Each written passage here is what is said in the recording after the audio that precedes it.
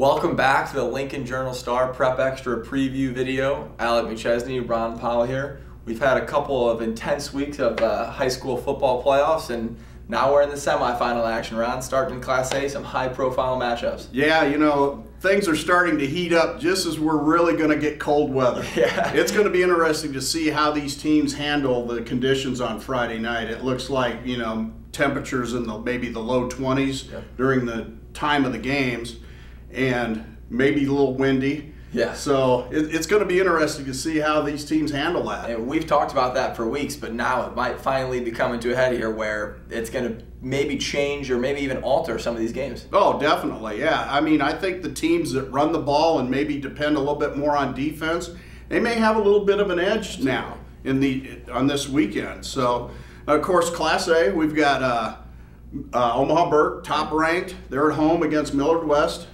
They beat Millard West earlier in the season. It looks like Millard West has finally put that loss to Lincoln East late in the regular season behind them. Very, very good win over Omaha West Side, 28-21. And of course, Burke, they've been solid without Nick Henrich, the Nebraska recruit, the linebacker. He may be back this week. We'll see. That knee injury, they probably don't want to push it, but you know, he obviously wants to play and try and help lead the Bulldogs to a state championship. Yeah, it'll be interesting just to see how the weather maybe impacts him being able to get loose, and even this week the weather just kind of being cold with how he's been rehabbing there. You look at the other matchup, Bellevue West and Grand Island. Bellevue West, a team that can obviously run the ball. They can run the ball. They throw the ball very well too. So they have Xavier Betts, who has a Nebraska offer, a wide receiver. But they also have a very good running game with Jay Ducker. You know, both those guys are Power 5 conference recruits. Grand Island, boy, what a story. You know, come back against Omaha North in the first round. They're down 24-0, score 38 unanswered. They're down 10 in the fourth quarter to Millard South last Friday in the quarterfinals. Come back and claim a 27-24 win. So they might be a team of destiny. One thing to look at with Grand Island too, you know, Bellevue West and Lincoln High are very similar offensive type teams. Grand Island's secondary is good. They play the pass well, and of course they're very tough against the run. You're going to have to make it one-dimensional here if you are Grand Island. You mentioned Ducker, you mentioned Betts. If they can limit them to one dimension, they've got a much better chance there. Well, and I think Grand Island's got enough weapons now, especially with Cole Evans, the quarterback, healthy now off that sprained ankle. They've got enough offensive weapons to kind of control the ball, maybe keep it away from Bellevue West a little bit. Jump down to Class B. This York-Scottsbluff matchup pops out to me. What do you see when you look at that matchup? Well, I see two Nebraska recruits going at each other. You know, Garrett Nelson from Scottsbluff, and of course York's Garrett Snodgrass. Both of them are banged up a little bit. You know, we've kind of chronicled Snodgrass's sprained ankles, and of course, you know, he's going to give it a go. You know, he's going to give it everything he's got.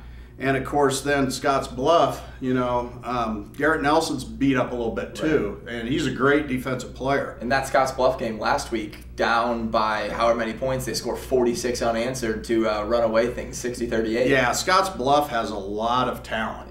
They've got some speed, a very good running back in Chris Busby. So, you know, that's going to be a great matchup. Scottsbluff is going to be fired up for this game.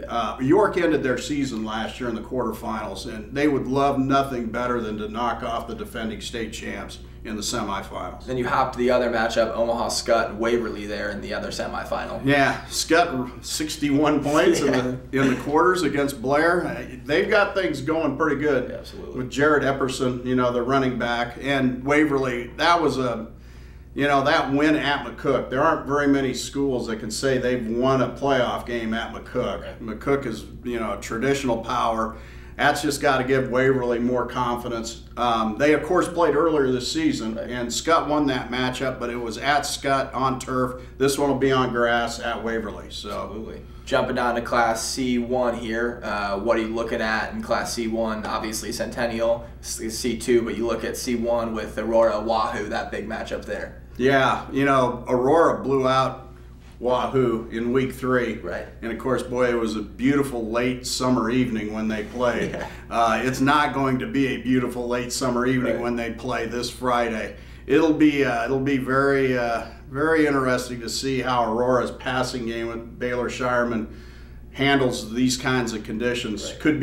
It could be pretty windy out there. But you know, one thing about Aurora is they play great defense, right. and that maybe gets overlooked a little bit because of how prolific their passing game's been. And of course, Wahoo, Trevin Lubin has been unbelievable as a running back, and he was just starting to emerge as maybe their go-to guy when they played Aurora the first time. Right. And their offensive line has just taken control. Right. And you know, Wahoo's defense outside of the Aurora game, they're as good as anybody in C1, especially their front seven. Right.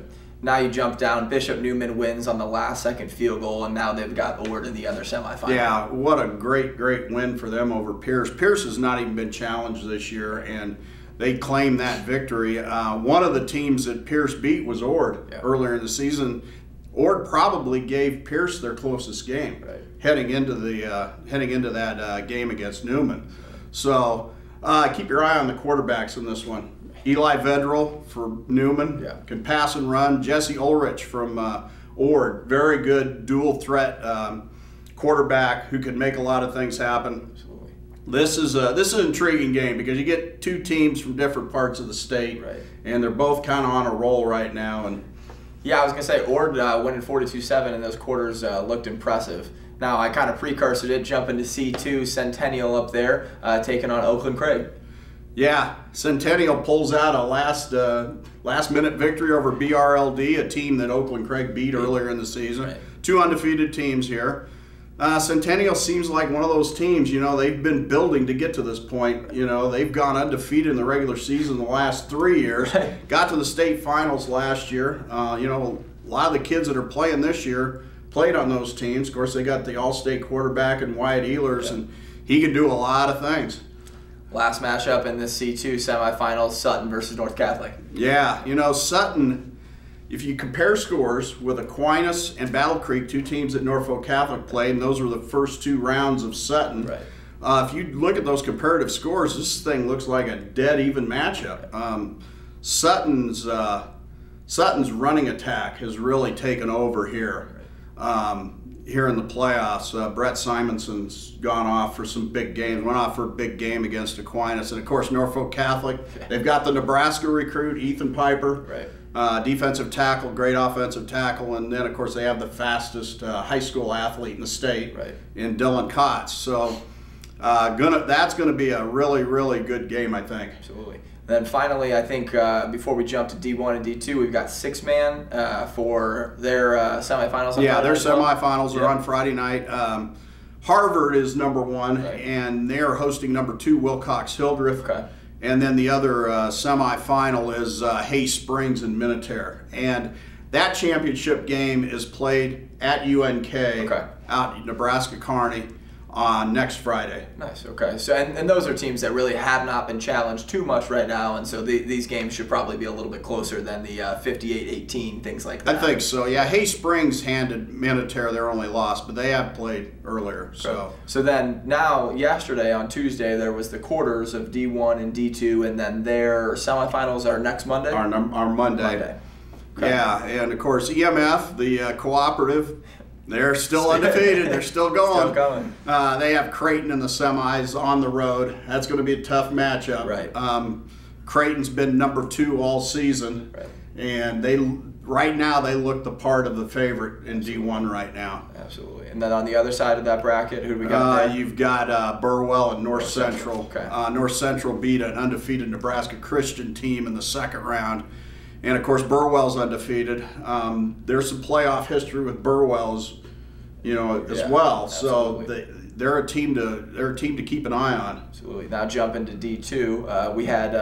I thought it was a little bit of an upset. You said it wasn't with Humphrey St. Francis last night. Yeah, Humphrey St. Francis is a traditional power, and they went down and had a late rally against Sacred Heart, kind of pulled away to 18-point win, and now they get Johnson Brock. It seems like everybody in this part of the state was playing Falls City Sacred Heart and Johnson Brock on back-to-back weeks and just taking a pounding. And now Humphrey St. Francis gets the same the same chance, and they've taken care of Sacred Heart. Now they're going to be taking on a Johnson-Brock team that has a lot of athletes and a lot of offensive weapons. Other semifinal, Lawrence Nelson. Yeah, Lawrence Nelson going against Mullen. Mullen, they've come through pretty much unscathed in the playoffs and the regular season. Lawrence Nelson, you know, they had a tough start to the season because early in the year they had both Sacred Heart and Johnson-Brock on the schedule. And, you know, they kind of started a little slow, but they've gotten going. In fact, they avenged an earlier loss to Kennesaw, an earlier lopsided loss too. And, you know, now they're into the semis. They're a team to watch. They're getting hot here at the end. Absolutely. So there's a lot of action this Friday. I think I know your final thought. But go ahead and tell us your final thought for this Friday. Dress warm. Yeah. Oh goodness, and that's really all you could. There's going to be a play or two, and that is impacted by this weather. Whether it's one game here or there, but there's going to be something that happens with this weather if it actually is 16, 17, 18 degrees on Friday night. You know, the good news is looking at the extended forecast. I hope it holds because it's looking like maybe it's going to be in the upper 40s, low 50s for state championship games. I believe it's the 19th and 20th of November in Memorial Stadium. Absolutely. Well, that'll do it for us. I'm Alec McChesney, Ron Powell. Have a great day.